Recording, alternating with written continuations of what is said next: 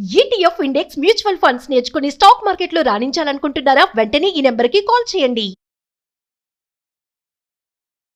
నమస్తే రమగారు. నమస్తే జయ. రమగారు, మనం మహాభారతంలో భీష్ముల వారి జననం గురించి మాట్లాడుకుంటూ ఉన్నాం. శంతన్ మహారాజు ఆయనకి తండ్రి ఆజ్ఞ చొప్పున ఆయన గంగా తీరానికి వెళ్ళాడు.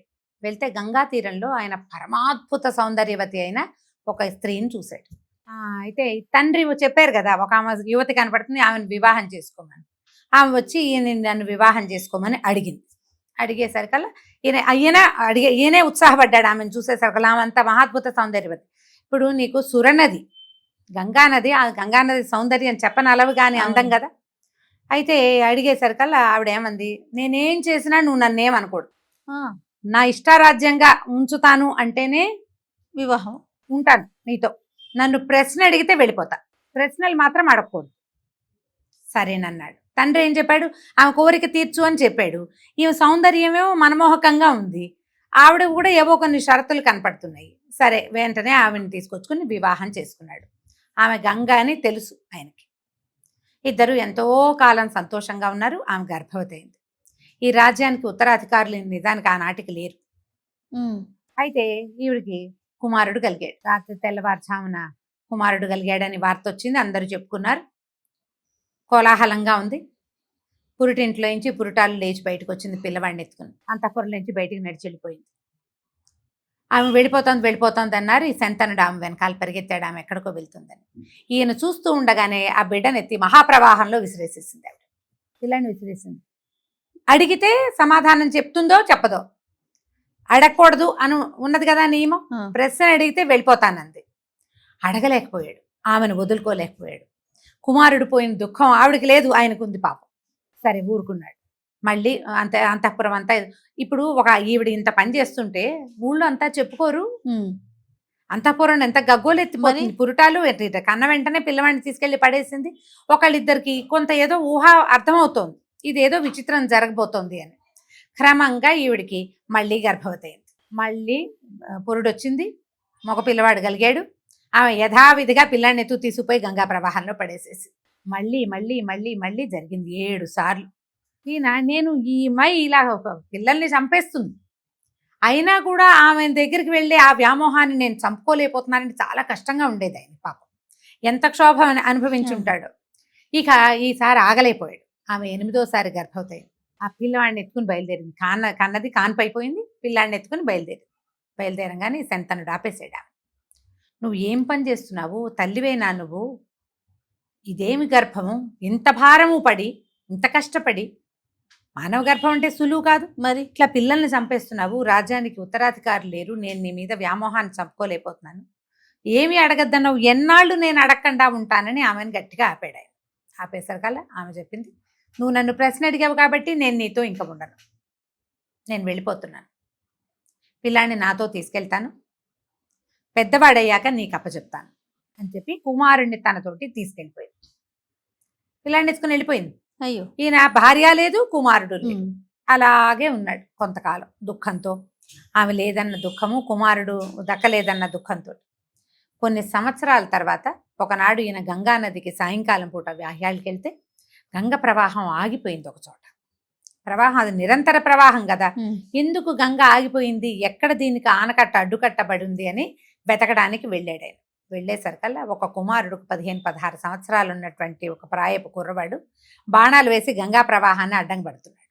బాణం తీస్తే గంగ మళ్ళీ పరిగెడుతుంది, కానీ గంగని ఆపాడు. ఆ అబ్బాయిని చూసేసరికల్లా ఈయనకి పుత్రవాత్సల్యం వచ్చేసి చాలా సంతోషం వచ్చింది. ఇంత శక్తివంతుడా, ఎవరికైనా ఇంత శక్తి ఉంటుందా గంగా ప్రవాహాన్ని ఆపటం అంటే? సామాన్యమా? ఆయన ఆ కుమారుణ్ణి ఎవరు ఏమిటి అని అడిగే లోపల గంగా ప్రవాహంలో నుంచి గంగాదేవి బయటకు వచ్చి రాజుకి నమస్కరించి, రాజా, ఇతను నీ కుమారుడు, నేను నాతో తీసుకెళ్ళిపోయాను, అతను పెద్దవాడయ్యాక నీకు అప్పచెప్తానని కదా, దేవవ్రతుడు అనే పేరుతోటి ఈ కుమారుణ్ణి స్వీకరించు ఇంతే అని చెప్పి కుమారుణ్ణి అప్పచెప్పింది. ఆ దేవవ్రతుణ్ణి తనతో పాటు తెచ్చుకున్నాడు రాజు. ఇదిగో వీడే నా ఉత్తరాధికారి యువరాజు అని చెప్పుకున్నాడు. ఇలా ఇతను ఈ లోపల అనేక రకాల విద్యలు నేర్చుకున్నాడు. తల్లి దగ్గర ఉండగానే పరశురాముడి దగ్గర విద్యను అభ్యసించాడు. ఎంతో విద్యలు ఉన్నాయి ఆయనకి. మహాపరాక్రమవంతుడుగా పరిణమిస్తూ ఉన్నాడనమాట. ఇంతలో ఏమైందట, ఒకనాడు ఈ శంతన్ మహారాజు ఈ గంగా నది తీరంలో ఎక్కడో ఒక సుగంధం వస్తుంటే ఎక్కడి నుంచి వస్తోంది ఈ అద్భుతమైన వాసన అని ఆ వాసనని వెనకాలే వెళ్ళాడు. వెళ్తే ఆయన ఒక మహాసౌందర్యవతి అయిన ఒక అమ్మాయిని చూశాడు. పల్లీల అమ్మాయి ఆ పిల్లని వివాహం చేసుకోవాలనిపించింది. ఎంత వయసు అయిపోయింది ఆయనకి, పెద్దవాడయ్యాడు. గంగాదేవి వెళ్ళిపోయి కూడా చాలా నాళ్ళు అయిపోయింది. కుమారుడు ఉన్నాడు. కానీ ఆయనకి వివాహేచ్ఛ కలిగింది ఈ అమ్మాయిని చూసేసరికి. ఆ కలిగేసరికల్లా వాళ్ళ తండ్రిని అడిగితే తండ్రి ఏమన్నాడు, నాకేం అభ్యంతరం లేదు, నువ్వు మహారాజువి, నీకు పిల్లనివ్వటానికి నాకు అభ్యంతరం లేదు, కానీ నా కుమార్తెకి పుట్టిన సంతానమే రాజు కావాలని నా కోరిక. ఎందుకంటే ఈ అమ్మాయి సామాన్యురాలు కాదు.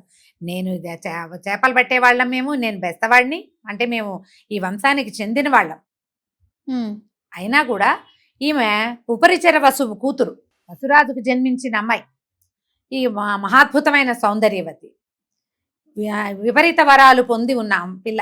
కాబట్టి ఈ పిల్లని మంచి చోట ఇవ్వాలి, ఆమె సంతానం చక్రవర్తులు కావాలని నా కోరిక, దానికి ఒప్పుకునేటట్టయితే చేసుకోమన్నాడు. అనేసరికల్లా ఈయన ముందు వెనకాడి, అట్లా కుదరదు, నాకు గంగా గర్భాన్ని జన్మించినటువంటి దేవవ్రతుడు ఉన్నాడు, దేవవ్రతుడిదే రాజ్యం, అతను యువరాజుగా ఉన్నాడు, కుదరదని ఈయన శంతనుడు వెళ్ళిపోయాడు. కానీ ఆయనకి మనసులో అమ్మాయి ఉండిపోయింది. ఆయన ఒక అలసటగా దిగులుగా అలా కనపడుతూ ఉండేవాడు.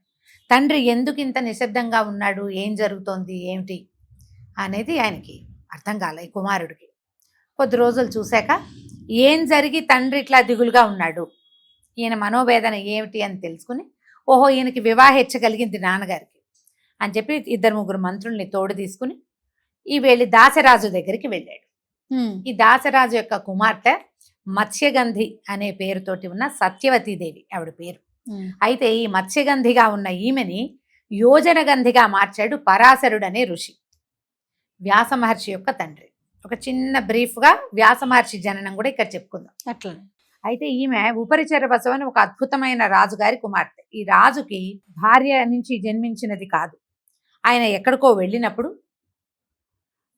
ఒక ఆయనకి భార్య సంగమేచ్ఛ కలిగితే వీర్యపతనం జరిగితే ఆ వీర్యాన్ని ఒక ఆకు దొన్నెలో కట్టి ఒక పక్షికి ఇచ్చి తన భార్యకి ఇవ్వమని చెప్పాడు. ఆ పక్షి ఏం చేసింది, ఆ వీర్యాన్ని ఒక చెరువు దీంట్లో వదిలేసింది, గంగా నదిలో. అప్పట్లో అద్రిక అనేటువంటి ఒక అప్సరస మత్స్య రూపంలో అక్కడ నీళ్లలో సంచరిస్తోంది. ఆ అద్రిక నోట్లో పడింది ఇది, ఈ వీర్యం వెళ్ళి పడేసరికల్లా ఆ చేప గర్భం ధరించింది. కానీ అది మానవ వీర్యం అవటం వల్ల 2 మానవ శిశువులు పొందారు ఆ అద్రిక గర్భంలో. ఆ అద్రిక కొంతమంది చేపల వాళ్ళకి దొరికింది. వాళ్ళు కోసేసరికల్లా అందులో ఒక మగపిల్లవాడు, ఒక ఆడపిల్ల, 2 ఉంటారు. ఆ అమ్మాయిని ఆయన పెంచుకున్నాడు దాసిరాజు. ఈ చేప గర్భంలో నుంచి జన్మించడం వల్ల ఆమె ఎక్కడ తిరిగినా చేప వాసన వచ్చేది, మత్స్యగంధి, చేపల యొక్క వాసన. అయితే ఆయన తన వల్ల జన్మించారని తెలుసుకుని ఈ పిల్లల్ని చూసుకున్నాడు. ఉపరిచర వసువు పిల్లని చూసుకున్నాడు. కానీ ఈ అమ్మాయిని ఒక రాజుకి ఇవ్వాలని దాసరాజుకి చెప్పాడు. అయితే ఈ అమ్మాయి ఏం చేసేది, గంగానది మీద చిన్న పడవతోటి ప్రజల్ని అటు ఇటు దాటించేది.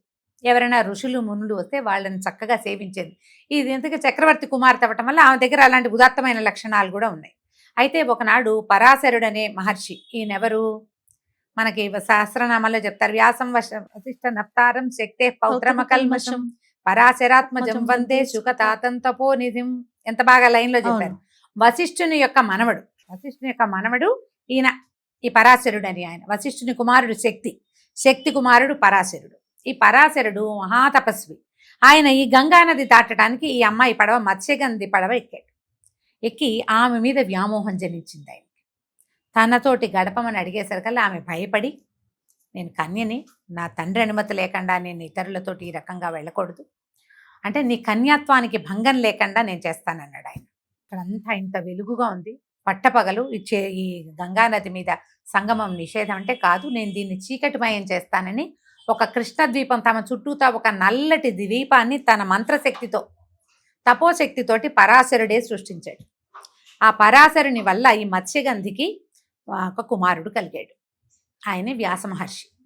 అయితే ఆమెకి ఈయనేం చెప్పాడంటే, నేను ఇట్లా మత్స్యగంధిని, నా దగ్గర నుంచి చేపల వాసన వస్తుంది, నువ్వు ఋషివి కదా, నాతో ఎట్లా సంగమిస్తావు అని ఆమె అడిగితే, నువ్వు మత్స్యగంధివి కాదు, యోజన గంధివి, నువ్వు నీ నుంచి సుగంధాలు వెలువరిచే లాంటి వరం ఇస్తున్నాను నీకు, నువ్వు ఎక్కడున్నా సరే నీ నుంచి యోజనం వరకు, అంత దూరం వరకు సుగంధం వ్యాపిస్తుంది అని మత్స్యగంధిని యోజన గంధిని చేశాడు ఆయన.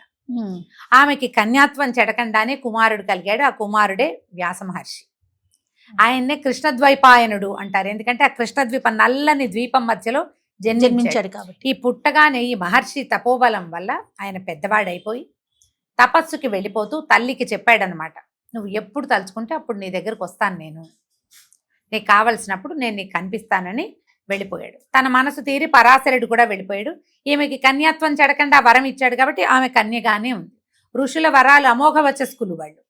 అయితే ఈ కథనంలో ఇప్పుడు పరిస్థితి ఇది. ఈ సత్యవతిని వివాహం చేసుకోవాలనుంది శంతన్ మహారాజు. ఆమె కన్యగా ఉన్నట్టు.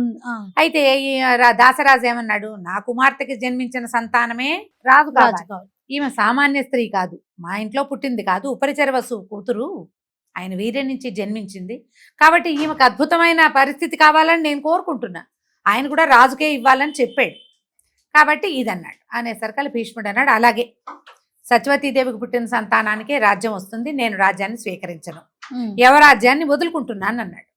అంటే ఆయన దాసరాజు అన్నాడు, ఇవాళ నువ్వు వదులుకుంటావు నాయన, రేపొద్దున నీకు నీ వివాహం అయ్యి నీ పిల్లలు రారా, వాళ్ళు ఊరుకుంటారా అనేసరికల్లా ఆయన ఏమన్నాడు గట్టిగా, కాదు అసలు నేను వివాహమే చేసుకోను, ఆ జన్మ బ్రహ్మచారిగా ఉంటాను, జీవితాంతము బ్రహ్మచారిగా ఉంటా, నేను వివాహం చేసుకోను, నాకు సంతానం లేదు కాబట్టి నా తండ్రికి సత్యవతీదేవి వల్ల కలిగిన సంతానానికి ఈ రాజ్యం వస్తుంది, వాళ్ళే రాజులు అవుతారు, నేను దగ్గరుండి వాళ్ళతో రాజ్యం చేయిస్తానని ప్రామిస్ చేశాడు. అప్పుడు ఆయన చేసిన ఈ ప్రతిజ్ఞ వల్ల భీష్మ ప్రతిజ్ఞ, భీషణమైన ప్రతిజ్ఞ, ఈ ఒక కుర్రవాడు, రాజు కావలసిన వాడు, వివాహయోగ్యమైన వయసులో ఉన్నవాడు, తన తండ్రి యొక్క సంక్షేమాన్ని, ఆయన యొక్క సంతోషాన్ని కోరుకుని తన జీవితాన్ని త్యాగం చేసిన ఈ ప్రతిజ్ఞ ప్రపంచంలో ఎవరూ చేయలే, అట్లా ప్రత్యేకమైనది. ఈ భీషణమైన ప్రతిజ్ఞ చేశాడు కాబట్టే ఆయన్ని భీష్ముడు అన్నారు. అప్పటి నుంచి దేవవ్రతుడు అన్న పేరు తగ్గిపోయి భీష్ముడు అనే పేరు వచ్చింది. ఈ సత్యవతీదేవి నుంచి శంతనుడికి వివాహం చేశారు. శంతన్ మహారాజు కొడుకు చేసినటువంటి ఈ అద్భుతమైన అమోఘమైన త్యాగాన్ని చాలా మెచ్చుకుని, నాయన ఇచ్చామరణాన్ని ఇస్తున్నాను నీకు, ఎప్పుడు కావాలంటే అప్పుడు, నీ ఇష్టం, నువ్వు ప్రాణం వదలదలుచుకున్నప్పుడే నువ్వు వదులుతావు అని చెప్పి ఇచ్చామరణ శక్తిని కుమారుడికి ఇచ్చాడనమాట భీష్ముడికి. తర్వాత వివాహం చేసుకున్నారు. ఆయనకి 2 కుమారులు పుట్టారు శంతనుడికి, విచిత్రవీర్యుడు, చిత్రాంగదుడు, విచిత్రవీర్యుడు, 2 అబ్బాయిలు. అయితే ఈ చిత్రాంగదుడు పరమ అహంకారి, ఒక రకమైన పోట్లాటకు. ఇతను ఒక చిత్రాంగదుడు అనే పేరున్న ఒక గంధర్వుడితో పోరాడి మరణించాడు. శంతన్ మహారాజు మరణించాడు, ఆయన తర్వాత కుమారుడు మరణించాడు. విచిత్ర వీరుడు ఉన్నాడు, కొంచెం సామాన్యమైన వాడు. ఇతను కొంచెం వుమనైజర్గా, మనకి స్త్రీలోలుడుగా చెప్పబడతాడు కథలో.